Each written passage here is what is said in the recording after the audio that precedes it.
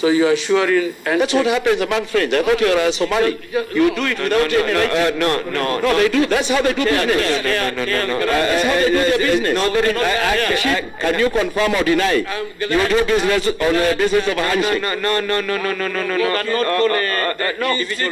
Honorable, switch off your microphone. Repeat your question, Rashid. What were you asking? You are guaranteeing payment or supply of 450,000 PPEs worth 4 billion shillings? No. What were you guaranteeing? This specific consignment of 50,000 pieces, which NTEC had, which NTEC was willing to give to Kilik, for Kilik to take to Kemsa. And I said, if you deliver to Kemsa on behalf of Kilik, and they get paid as Kilik, I will assure you, these guys will pay your money. What was the worth of that payment? What was What was the worth of... I don't know. You are not aware? I am not aware. Of the value? No. Of that quantity which you are guaranteeing? No. You are not aware? I'm not. So you guaranteed an arbitrary amount of money for payment to be done by Kemsa on behalf of Kilik? For Kemsa to pay Kilik? Yes. And I'm telling NTEC, yes, give them.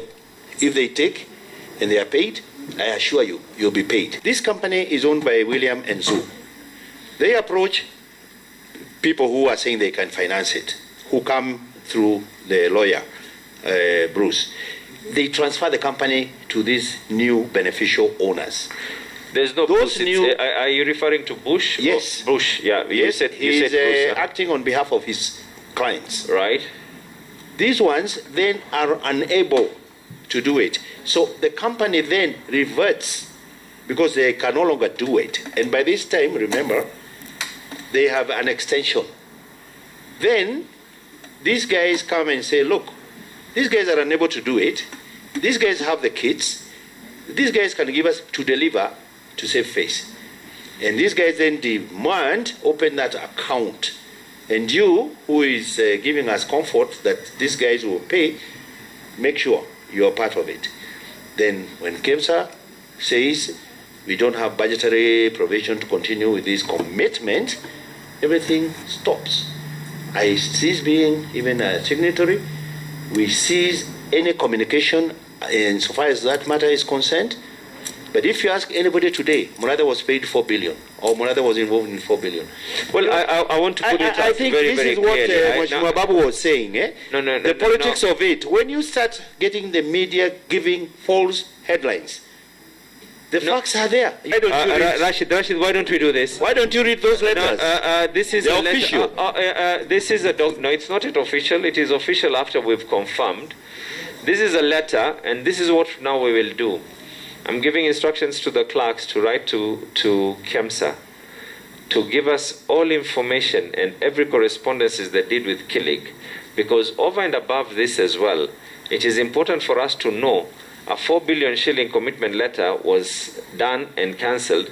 We don't have communication whether Kilik were actually fighting for that revital of it. And so far it is verbal. Does that mean that Kemsa gave that on a verbal? And this is a letter signed by Waiganjo Karanja, who was Director, Finance and Strategy, and Mr. Jonah Manjari. We wish to inform you the above named are our suppliers. This is a letter that has been done to Kenya Commercial Bank. We have contracted them to supply medical commodity support Ministry of Health.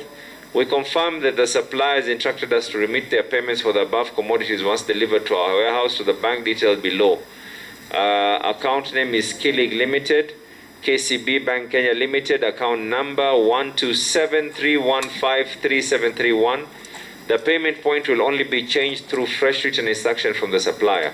I'm getting a bit concerned as well because it is the same Kilig again who then thereafter, through Equity Bank, wrote a similar letter to Kemsa. So they were actually, if this is what it is, then that means there is more than meets the eye. But that's what I wanted to explain, Chair. It is okay, and this is the reason why, Honorable Murathe. Let me explain. Let me put you in perspective.